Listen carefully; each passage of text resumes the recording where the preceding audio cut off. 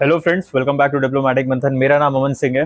So friends, हम लोग ने अभी तक 3 चैप्टर ज्योग्राफी में पूरी तरीके से कंप्लीट कर लिए हैं। आज हम लोग 4th चैप्टर को स्टार्ट करने वाले हैं, जिसका नाम है जियोमॉर्फिक प्रोसेसेस। इस पर्टिकुलर चैप्टर में हम लोग एंडोजेनिक, एक्सोजेनेटिक फोर्सेस जो होती हैं इनके बारे में पढ़ेंगे। फिर हम लोग मास मूवमेंट्स को देखेंगे और लैंडस्लाइड्स को पढ़ के इस चैप्टर को पूरी तरीके से ओवर करेंगे। अभी हम लोग ने इसके पहले बात की थी जो पर्टिकुलर आइसोस्टेसी थ्योरी थी उसके बारे में। So let's start with this particular chapter and इसमें देखते हैं क्या ऑल चीजें जो हैं, क्या ऑल जो पर्टिकुलर थिंग्स है वो नीडेड है पढ़ने के लिए। अगर हम बात करें इस पर्टिकुलर चैप्टर की, तो ये भी चैप्टर जो है बहुत इंपॉर्टेंट है, बिकॉज इससे प्रीलिम्स में हमें काफी क्वेश्चंस देखने के लिए मिल जाते हैं, as well as UPSC mains जो एग्जामिनेशन है उसमें भी हमें ठीक ठाक क्वेश्चंस इसके देखने के लिए मिल जाते हैं। So without wasting time let's start with the chapter. उससे पहले अगर अभी तक आप लोग ने हमारा चैनल सब्सक्राइब नहीं किया है तो जल्दी से उसको सब्सक्राइब कर लीजिए, सो दैट हमारे चैनल के नोटिफिकेशंस आपको टाइम टू टाइम मिलते रहें। So starting with the geomorphic processes. अब ये जो प्रोसेसेस हैं ये है क्या? ये बेसिकली 2 टाइप्स में डिवाइडेड हैं। इन प्रोसेसेस को हम लोग 2 टाइप्स में डिवाइड करते हैं और उनको हमें पढ़ना है। जो वो 2 टाइप्स हैं उसमें हम लोग बेसिकली एंडोजेनिक एंड एक्सोजेनिक जो फोर्स होती है उनको रखते हैं। तो with the small flow chart मैं आपको इसका थोड़ा सा एक्सप्लेन करूंगा कि ये जो एंडोजेनेटिक फोर्सेज होती हैं और एक्सोजेनेटिक फोर्सेज होती हैं ये क्या होती हैं। फिर मैं धीरे धीरे करके आपको पूरी चीजें जो होंगी वो समझाऊंगा। So starting with this particular topic, अगर मैं बात करता हूं अपने जियोमॉर्फिक प्रोसेसेस की, तो इसमें हमें सबसे पहले देखने के लिए क्या मिलता है सर? इसमें हमें सबसे पहले देखने के लिए मिल जाता है अपना एंडोजेनेटिक एंडोजेनेटिक फोर्सेस। एंडोजेनेटिक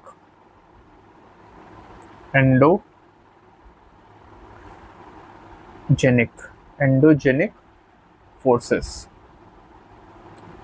और फिर दूसरी साइड की अगर मैं बात करूं तो हमें देखने के लिए क्या मिलेगा सर? दूसरी साइड हमको देखने के लिए मिलेगा अपना एक्सोजेनिक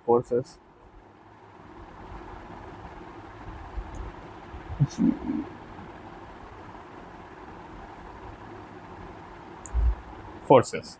ये बेसिकली हमारे कुछ फोर्सेस हैं। अगर मैं एंडोजेनेटिक फोर्सेस को आप लोग को बताऊं तो ये जो वो फोर्स होती हैं जो कहां से ओरिजिनेट करती हैं? आपके इंटीरियर ऑफ द अर्थ से, मतलब अर्थ के अंदर ये फोर्सेस ओरिजिनेट करती है। तो इसको मैं यहीं पे लिख देता हूं, इससे मुझे आगे आपको बहुत ज्यादा डिटेल में एक्सप्लेन करने की नीड नहीं होगी, बिकॉज आपको ऐसे ही मैं फ्लोचार्ट की मदद से आपको एक्सप्लेन करता हुआ चलूंगा। ओरिजिनेट्स विद इन द अपना अर्थ, ये अर्थ के अंदर ये ओरिजिनेट करती है। और उसी तरीके से अगर मैं एक्सोजेनिक फोर्सेस की बात करूं तो ये कहां पे आपकी पर्टिकुलर ओरिजिनेट करेगी? ये एटमॉस्फेयर में, ये एटमॉस्फेयर से ओरिजिनेट होती है। जैसे वेदरिंग हो गया आपका, ये सब एग्जांपल्स हैं इसके। Originates from atmosphere.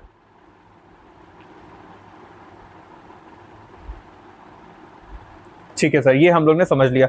अब एंडोजेनिक की मैं बात करता हूं। ये बेसिकली और 2 कंपोनेंट्स में डिवाइडेड है अपना, ये 2 और चीजों में हमारा डिवाइडेड है, उसको हम लोग को देखना होगा। ये फिलहाल हमारा डिवाइडेड है किसमें?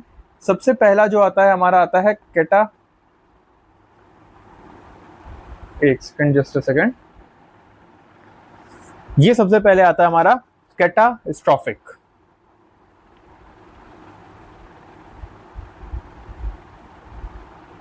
कैटास्ट्रॉफिज्म या कैटास्ट्रॉफिक, इन दोनों को। और दूसरा हमारा किस में आता है? डायास्ट्रॉफिक।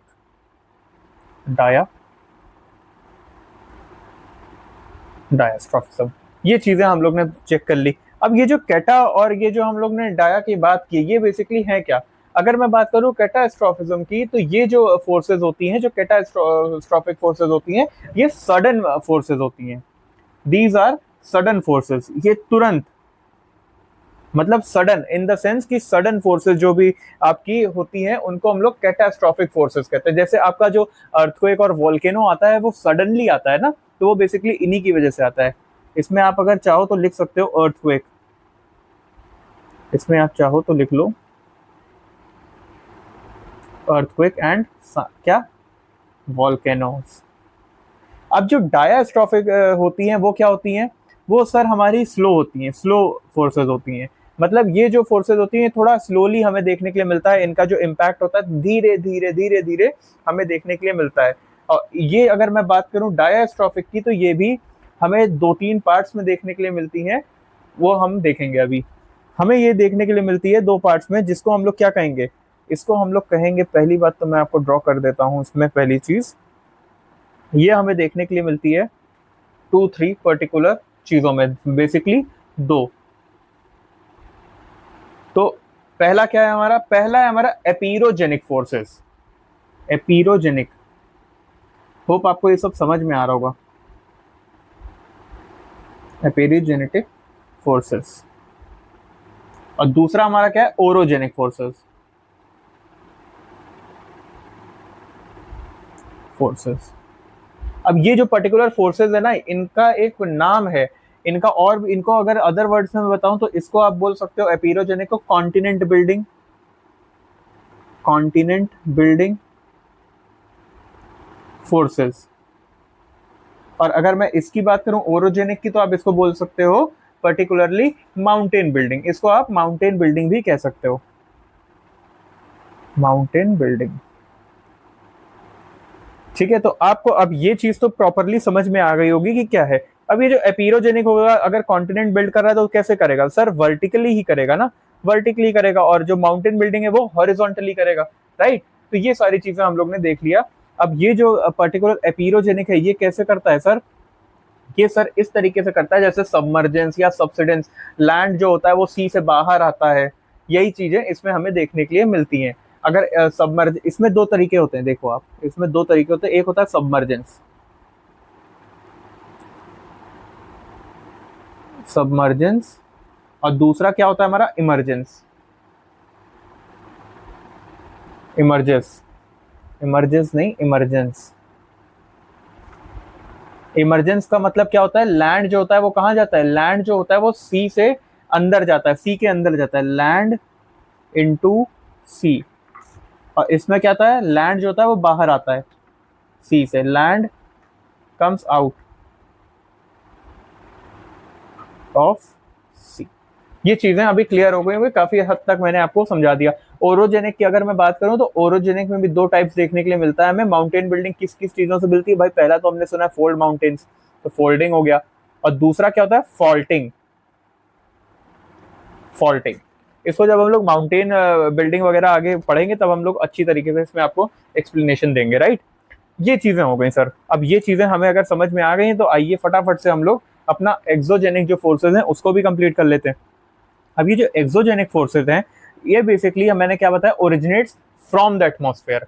मतलब एटमॉस्फेयर से ये अपना ओरिजिनेट होता है। तो क्या कितने पार्ट्स होंगे इसमें, एटमॉस्फेयर से सर हमें क्या क्या देखने के लिए मिलता है, सर हमें वेदरिंग देखने के लिए मिल जाती है, राइट, हमें इरोजन देखने के लिए मिल जाता है, और हमें साथ में क्या देखने के लिए मिल जाता है, हमें डिपोजिशन देखने के लिए मिल जाता है। ये सारी चीजें हमें देखने के लिए मिलती हैं। इसको मैं थोड़ा सा और आगे बढ़ा लेता हूँ, राइट। तो हमें पहली चीज क्या देखने के लिए मिली, पहली चीज जो दिखी हमें वो है वेदरिंग, वेदरिंग। दूसरी चीज क्या मिली हमको, इरोजन, भाई इरोजन होता है ना।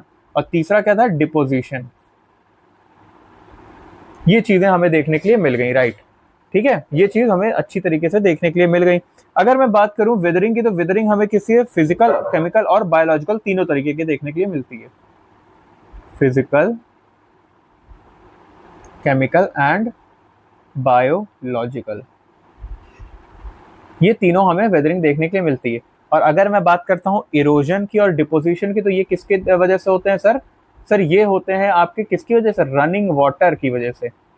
रनिंग वाटर की वजह से ये हमें देखने के लिए मिलता है। रनिंग वाटर हो गया, ग्राउंड वाटर, ग्लेशियर्स हो गया, वेव विंड्स हो गई, इन सब की वजह से हमें ये देखने के लिए मिलता है। तो इसको हम लोग क्या बोलेंगे, इसको हम लोग बोलेंगे रनिंग वाटर की वजह से हमें ये देखने के लिए मिलता है।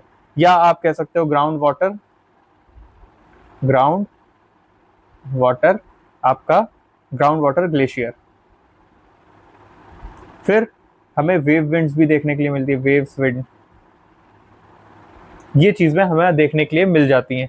दिस वॉज पर्टिकुलरली आपका जियोमॉर्फिक प्रोसेसेस। जियोमॉर्फिक प्रोसेसेस जो था वो पर्टिकुलर ये चीज है, राइट। अगर मैं बात करूं अपना डायस्ट्रॉफिज्म की, तो मैंने आपको बता दिया कि it is a slow movement, है ना। इसमें स्लो मूवमेंट होता है, इसमें अर्थ क्रस्ट जो होता है वो किस तरीके से ऊपर होता जाता है, फॉल्टिंग या फोल्डिंग की वजह से हम देखते हैं। फोल्डिंग में क्या होता है, जो रॉक्स लेयर होती है वो बेंड कर जाती हैं, और फॉल्टिंग में या ब्रेक हो जाती है या डिस्प्लेस हो जाती है रॉक लेयर, राइट। या अपलिफ्टमेंट होता है या सब्सिडेंस होता है, हमने ये पर्टिकुलर चीजें देख ली हैं। ओरोजेनिक भी मैंने आपको बता दिया, माउंटेन बिल्डिंग में ये हमारे काम आता है। ओरोजेनिक फोर्सेस जो होता है वो हॉरिजॉन्टल मैनर में होता है, ये भी अभी हम लोग ने डिस्कशन कर लिया था कि ये हॉरिजॉन्टल पर्टिकुलर्स में देखने के लिए हमें मिलता है, right. So this was particular thing जो आपको जानने की बहुत ज्यादा नीड थी, वो हम लोग ने देख लिया। अब अगर ये हम लोग ने देख लिया है तो एंडोजेनिक भी हम लोग ने समझ लिया कि एंडोजेनिक जो होता है वो सडन फोर्सेस होती हैं, इनके पास सडन एनर्जी आती है, जैसे वॉल्केनोज एकदम से ये फटते हैं ना, अर्थक्वेक एकदम से ही आता है ना, राइट। तो this was all about this particular thing. ये चीजें आपको अब समझ में आ गई होंगी। एक्सोजेनिक भी अब आपको समझ में आ गया होगा जितना मैंने आपको बताया, और इतना नीडेड था तो इतना I have told you all, right. अब इसमें अगर मैं बात करूं पर्टिकुलर क्लाइमेटिक फैक्टर्स की, कि जैसे भाई इसमें क्लाइमेटिक फैक्टर्स इसमें होते क्या क्या हैं, तो इसमें जैसे आप देख सकते हो टेम्परेचर होता है, प्रेसिपिटेशन होता है, इंसोलेशन होता है, जो भी आपके पर्टिकुलर क्लाइमेटिक फैक्टर्स होते हैं वही इसमें इन्वॉल्व होते हैं। वेदरिंग में भी मैंने आपसे डिस्कशन कर लिया है कि किस तरीके से ये वेदरिंग होती है, राइट।